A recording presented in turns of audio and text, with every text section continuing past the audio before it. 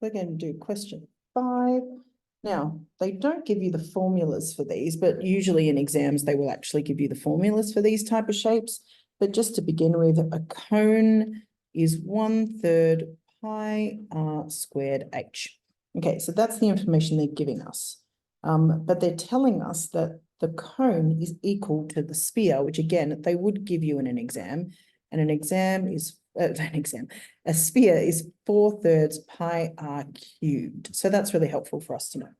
So what they're asking us to do, they're giving us the answer. They're telling us that h is going to equal 4r, and we just have to prove that this is true. So I'm going to start over here. So the first thing I'm going to do is these are going to cross out, right? Because if I divide pi on both sides, they're all disappearing. There are 2 r's here and 3 r's here. So these 2 disappear and I've got 1 left. So now I'm going to leave h over here and I've got 4/3 r. And I need to divide by 1/3. Now, if you remember, we don't divide fractions. I'm going to put my r over here just to get it out of the way. We flip and multiply. So h is r times 12/3. 12/3 is 4. So we've shown that h is 4r, which is what we got over here. So that's part A.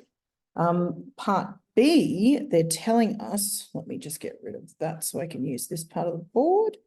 So part B is telling us that the cuboid that they've got there has an surface area of 98 square centimeters. So we know that the whole thing equals 98. Now we know that one of the sides is r squared, and we know that the front and back of the cube must be the same. So there are 2 of these. Then we also know that there are 4 other sides that are equal in size, and that's just going to be r times h. Oops, it's doing that thing again. So there are 4 lots of r times h and 2 lots of r squared. That's my surface area. Now, what I'm going to do is actually do some substitution here. Do I need to do that yet? I don't need to do that yet, but I'm going to. So what I'm going to do, wait, do I need, yeah, okay. So let's do it now. So 98 is, now the thing is I'm going to use this information.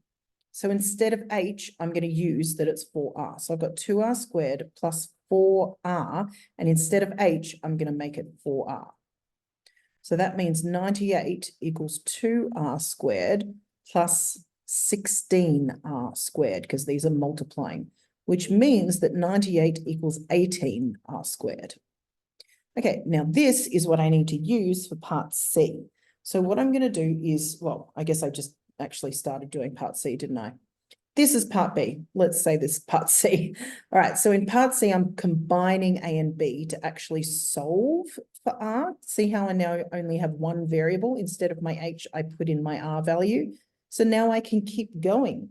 So I'll divide by 18. So that gives me 5.4 recurring is R squared. Then I take the square root of this and I get 2.3 recurring.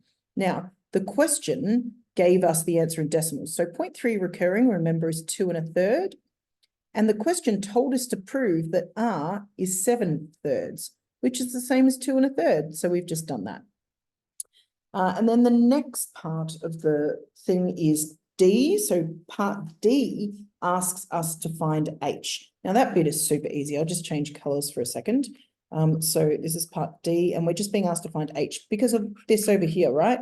So if H is 4R, then H is 4 times this, right? So H is 4 times 7/3. Gosh.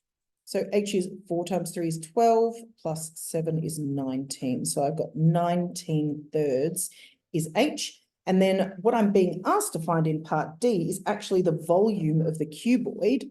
And this, if you remember, is the volume of the cuboid. Where are we? Volume of the cuboid was, yeah, this bit here.